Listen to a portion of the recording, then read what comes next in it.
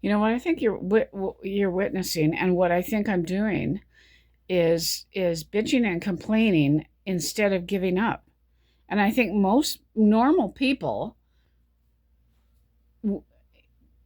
that would be in this position that I'm in, I think a normal person would have given up years ago. I think most people would have given up years ago. I think most people would have given up 15 years ago when they were sleeping 3 hours a night and they had to stop socializing, and they're losing all their friends. Most people would have given up 15 years ago.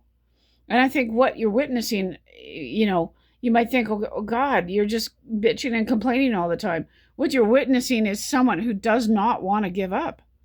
The tenacity of someone. I do not want to frickin' give up. I really don't. But but I really do believe most people, if they were in my position, and then the torture that followed from those medication injuries and fighting to get into the hospital, fighting with severe apnea, no one believed me, and keeping on fighting for help. Most people would have given up years ago. And I don't want to give up.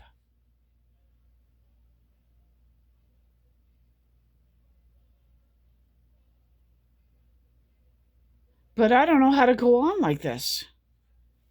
Like isolated, and I can't get around, and there's no one to talk to. There's no one to have conversations. It's winter here. How do you meet people when you're sick? How do you make new friends when you're sick?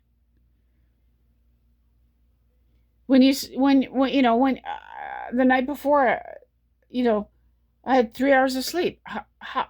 The night before that, 4 hours of sleep. How do you meet people when you're so ill? I've met all sorts of people, and in the last few years, I've met at least a dozen people that were interested in maybe, hey, let's do this. Uh,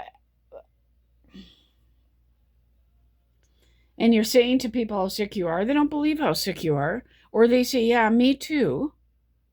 Or people aren't looking to, people don't want to make new friends with someone who's really sick and in need and can't work and has no money and has no car.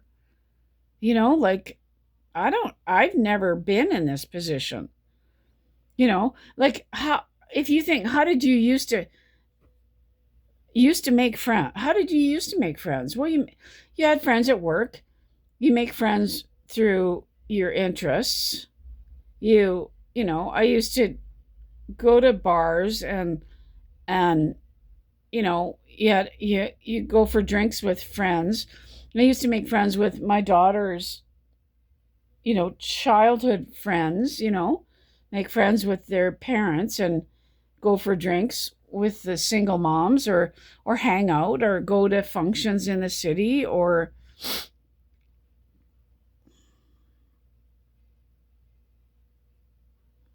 do art things, go dancing, um, join things, shared interests. Well, I can't get around. I don't drink anymore. Uh, I can't dance anymore. I don't have the strength. My feet are numb.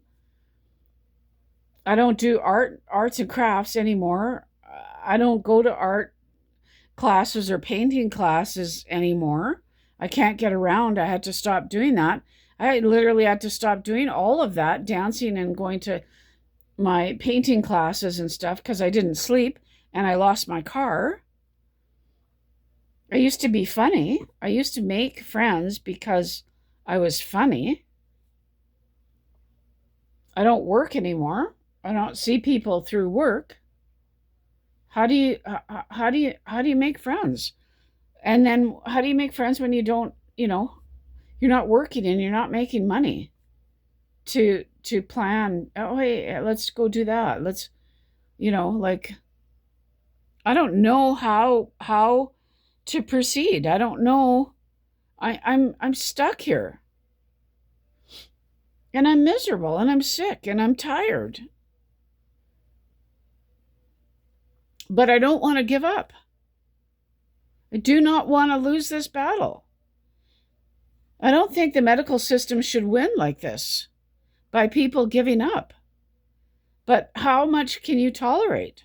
How much isolation and financial destruction and like what has financially happened here because of medical is intolerable. Like losing my car. I had no idea. Like, I can bitch and complain till the cows come home. It doesn't change anything. I'm too sick to make changes.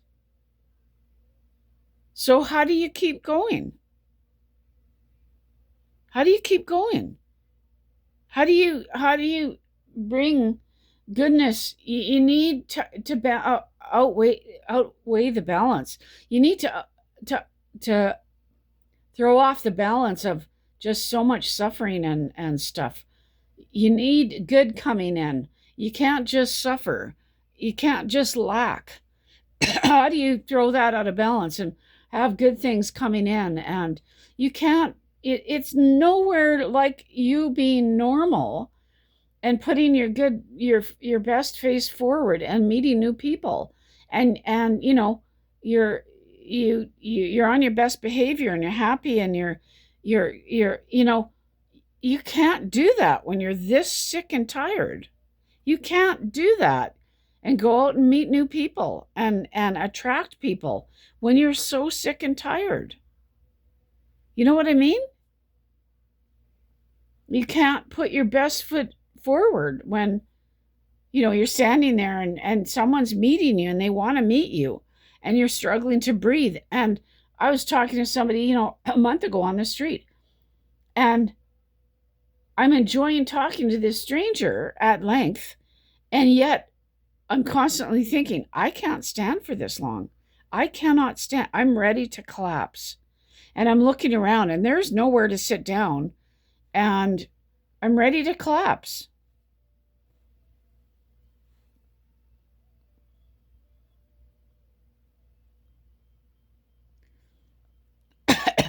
And then you say you look normal to them. They don't know you're sick. I said I was sick, but that doesn't really phase on people. And then if I said something like, you know what, I can't stand any longer. I can't physically do this anymore. I can't talk. And that kind of weirds people out, I think.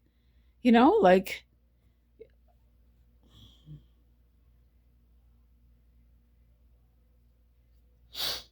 I don't know. And I mean, your thinking isn't even normal. I mean, you can't be this tired and think that your thinking is, or if you're in a severe pain too, you can't think that, you know,